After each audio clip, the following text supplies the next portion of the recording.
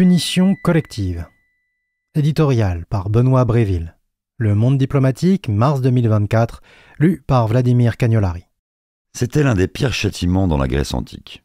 En cas de meurtre politique ou de haute trahison, l'Assemblée des citoyens pouvait décider la kataskaphé, la destruction de la maison du coupable et la condamnation de sa famille à l'exil. Par cette peine, écrit l'historien Walter R. Connor, la cité voulait matérialiser la mise à l'écart définitive de la société du transgresseur et de ses descendants. Le moindre de leurs biens devait être réduit en poussière afin d'éviter qu'ils ne soient vendus ou échangés, et il arrivait même que l'on déterre les os de leurs ancêtres pour les jeter hors de la ville.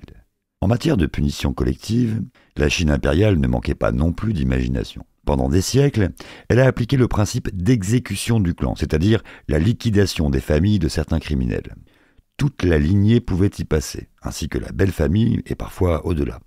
Accusé de contester la légitimité de l'empereur, l'érudit Fang Xiaoru fut tué en 1402 avec l'ensemble de son entourage depuis ses neveux jusqu'à ses élèves et ses amis, soit un total de 873 personnes.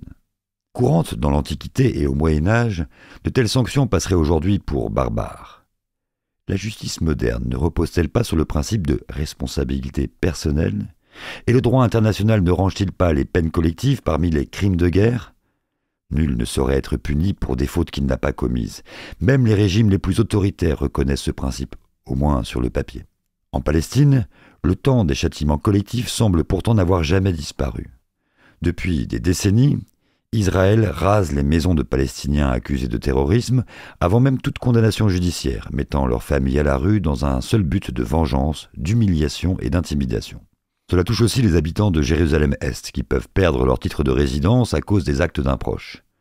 Comme de nombreux États en guerre, l'armée de Tel Aviv pratique également l'exécution de voisinage, en pilonnant des immeubles entiers pour atteindre un suspect et même, depuis les attaques du 7 octobre, en ciblant l'intégralité d'une ville. Tous les habitants de la bande de Gaza doivent payer pour les massacres du Hamas.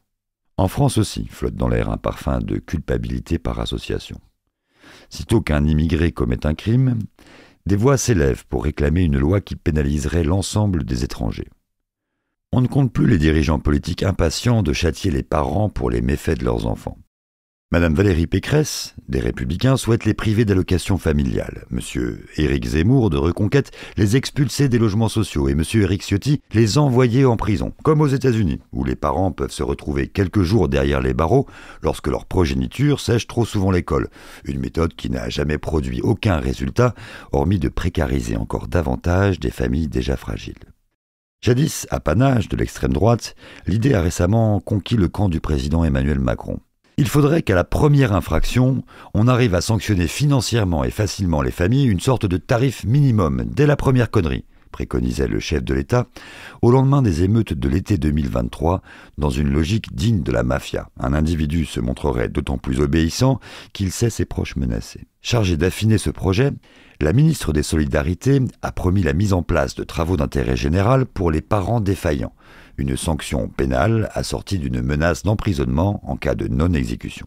Les amateurs de kataskaphé inventent un nouveau contrat social. En haut de l'échelle, tout succès mérite récompense individuelle.